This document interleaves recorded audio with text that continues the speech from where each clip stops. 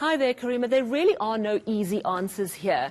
The tourism sector will be devastated if the beaches close, but the health sector may collapse if they don't. That's just one example.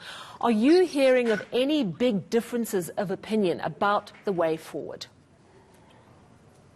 Sally, my information is the following, that the government isn't necessarily wanting to focus on heavier restrictions, but a change in behavior. They are very, very concerned about the fact that most South Africans in the 4 provinces that are driving the surge and the second wave, where the hotspots are, there is virtually no behavior change. People are not wearing masks, people are not keeping their social distance, and people are not washing hands. So the overall message, Sally, is that we need to change behavior. People cannot go to big events, people cannot go about their business as if the virus is not with us. My understanding is that it will be a differentiated approach, Sally. So I don't get the sense that there will be a blanket ban on beaches, for example. But what will happen is that the situation will be very closely monitored. And if, for example, you have on the 26th, like Boxing Day, which is a traditional day when people flock to the beaches, depending on the amount of positive cases we're getting in particular areas, those events will be interrupted. So anything that can turn into a super spreading event will be cancelled. But that will be judged on the information and the data that will be coming from the ground. So you're not going to be having additional measures necessarily. So, for example, with alcohol, you're going to be still having the ban over weekends, so it's Mondays to Thursdays with the set curfew, but it's going to be a lot more strictly, monitored. And as you saw with the different businesses that potentially can be affected, people have been given numbers and will be given numbers to call if people are misbehaving and not observing the rules, Sally. So not so much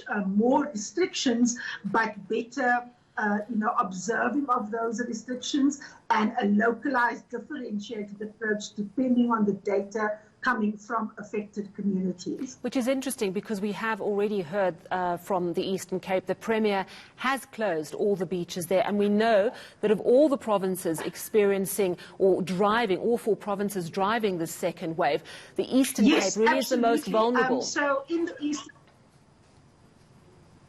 in the Eastern Cape, Sally, my understanding is that the numbers there will drive the response. As you know, for example, in the Western Cape, the Premier has not opted for the closing, of the beaches. So it's all about the extent to which the local municipalities are going to be able to manage their situations and, of course, the behavior of individuals. But like I said again, Sally, the big call on the media, on institutions, particularly institutions that affect the value systems that people have, is going to be on behavior change. People are not encouraged to go to the beaches. People are not encouraged to go to taverns, to bashes, and to gatherings where large amounts of people are going to be. But most importantly, people are going to be urged and encouraged to do the basics, which is behavior change around wearing masks, washing hands, and social distancing, Sally. So it's about the extent to which we are going to police ourselves, the extent to which places of businesses are going to adhere to rules. So, those big push factors like we have when people go to malls, like we saw with Black Friday and so on, there you're going to need the responsible behavior from the business community, from shops, etc. And as I said before, in some areas where taverns and other informal businesses where large amounts of people gather are going to misbehave, people's licenses are going to be taken away. But I doubt, Sally, that we are going to have an entirely new set of instructions and rules. It's about tightening what is there already and responding to the data from the ground. You know, we've had so many impassioned pleas from our president for people to observe what they must. And just a few moments ago, I was interviewing Masego, who was in a bottle store, and she asked one of the patrons to put his mask over his face when he spoke to her, and he just muttered on about... I'm so sorry. I cannot hear you. You can't hear me. All right, let me just start again. Yeah, sure. What I wanted to say is that still so many people, despite these calls to observe social distance, are not doing it. And we don't seem to have enough capacity to police it. Do you really expect the president is simply going to yet again just say, please change behavior? Sally, I'm not sure what you asked earlier. The line is very bad, but I think the last part of what I caught is about behavior change, and I think this is going to be the critical issue. And the problem here is that South Africans are just not listening, and our message is not coming across. And I think society as a whole has dropped the ball. I mean, people are attending events as if COVID-19 is not with us. I think this false notion that because we opened the economy, that the disease and the danger is gone is our biggest nightmare at the moment. There is massive concern in the state that our numbers are going to go through the roof. Now, as you know, in places where we have migrant labor, you have people that go home over, holiday periods. You have people that migrate. In places like the Northwest, for example, what the Health MEC there has indicated is that if people come back from places like the Eastern Cape to mining towns in the Northwest, they will be placed under quarantine. They will have to isolate for a period of time. And whether they show symptoms or not, that is what's going to happen. And there's going to be a cooperation with the mining sector that they are going to be tested for COVID-19. So that, for example, is the strategies that, the Health MEC, Mr. Sambata, is going to be introducing, and he's been quite vocal about that.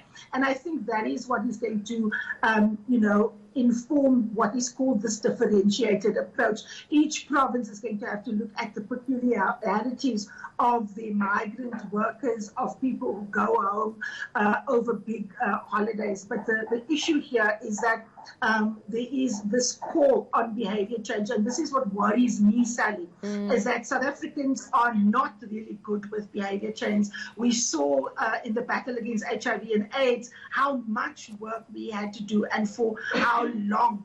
And this is where we are really going to have to be each other's keepers. We are going to have to tap people on the shoulder and say, sorry, please put on your mask. We're going to have to tell shop owners, I'm not shopping at your place if you allow people in without a mask. So there's going to have to be a collective effort from everybody, both organized formations, whether it's business, the churches and other institutions, but also in families and among friends. We're going to have to police each other, Sally. You're so very right, Karima. And sadly, with HIV/AIDS, behavior change only really started to change when the deaths hit very close to home. And sadly, more and more people are experiencing a death around COVID-19. So let's hope behavior change happens quicker than that. Thank you so much. That's Karima Brown. She's the host of The Fix here on Sundays on ENC. And, of course, she's also a political analyst, saying there that no massive expectation of a hard lockdown.